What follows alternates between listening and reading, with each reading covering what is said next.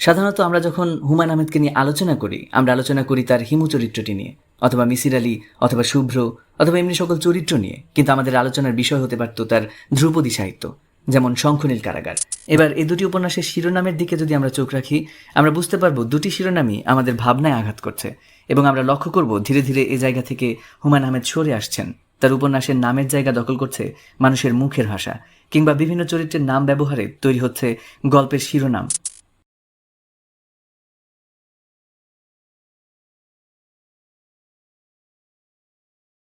হুমায়ূন আহমেদ, আমরা জানি তিনি ছিলেন বাংলাদেশের অন্যতম জনপ্রিয় লেখক, নাট্যকার, চিত্র পরিচালক। জানি তিনি বাকের ভাই চরিত্রটি তৈরি করেছিলেন, কিংবা তার জীবনের একটা ডিটেল আমরা অবশ্যই জানি। কিন্তু এখানেই কি শেষ? সাধারণত আমরা যখন হুমায়ূন আহমেদকে নিয়ে আলোচনা করি আমরা আলোচনা করি তার হিমু চরিত্রটি নিয়ে, অথবা মিসির আলী, অথবা শুভ্র, অথবা এমনি সকল চরিত্র নিয়ে। কিন্তু আমাদের আলোচনার বিষয় হতে পারত তার ধ্রুপদী সাহিত্য, যেমন শঙ্খনীল কারাগার, যা তার রচিত প্রথম উপন্যাস। এছাড়া নন্দিত নরকে, কিংবা ফেরা, অথবা একেবারে তার অনুবাদ সাহিত্য, যেমন অমানুষ, যা কিনা রহস্য পত্রিকায় প্রথম প্রকাশিত হয়েছিল। এছাড়া সম্রাট, কিংবা দি এক্সোসিস্ট বইটি। আরও রয়েছে তার ছবি বানানোর গল্প, কোয়ান্টাম রসায়ন, কমিক্স অর্থাৎ সূর্যের দিন, বৃক্ষকথা, বাদশা নামদার, কিংবা তার ইলিশান্না বইটি।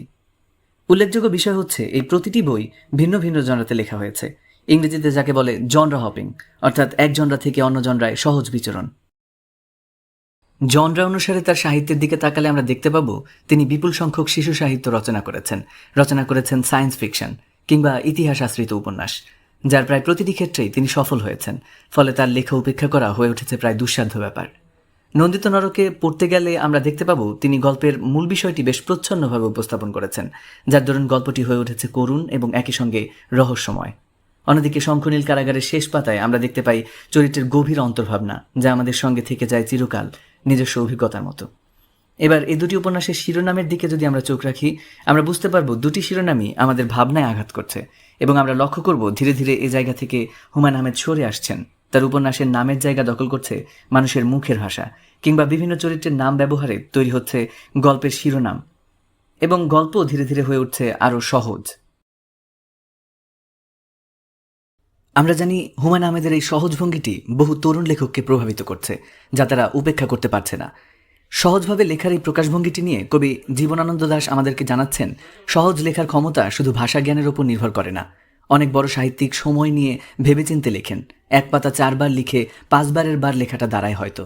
ফ্লবেয়ার ও টলস্টয়ের দৃষ্টান্ত আছে। আমরা দেখেছি কমল কুমার মজুমদার সাহিত্যের ভাষাকে সহজ থেকে কঠিনের দিকে নিয়ে গেছেন, তা কেবল সাহিত্যের প্রয়োজনে। অন্যদিকে হুমায়ূন আহমেদের ভাষায় কোয়ান্টাম রসায়নের মতো জটিল বিষয় সহজে বর্ণিত হয়েছে। প্যারাসাইকোলজির মতো একটা জনরা তিনি সুপ্রতিষ্ঠিত করেছেন, কিংবা তার সাহিত্যে উঠে এসেছে সমাজের ক্ষয়িষ্ণু কোনো দিক। হুমায়ূন আহমেদ গল্প শোনাতে ভালোবাসতেন। এত অপূর্ব অসাধারণ সব গল্প তিনি আমাদের শুনিয়েছেন, যা তাকে উপেক্ষিত নয়, স্মরণীয় করে রাখবে। আজকের মতো এখানেই বিদায় নিচ্ছি। পেনভিউর পরবর্তী ভিডিও দেখার আমন্ত্রণ রইল। সবাইকে ধন্যবাদ।